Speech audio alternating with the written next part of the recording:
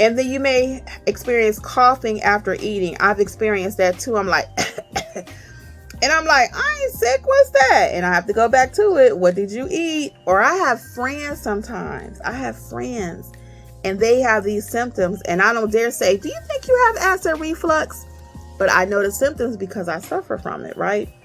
I've been at dinner with somebody. We have a full-blown conversation. And after they eat, all of a sudden, now they're coughing.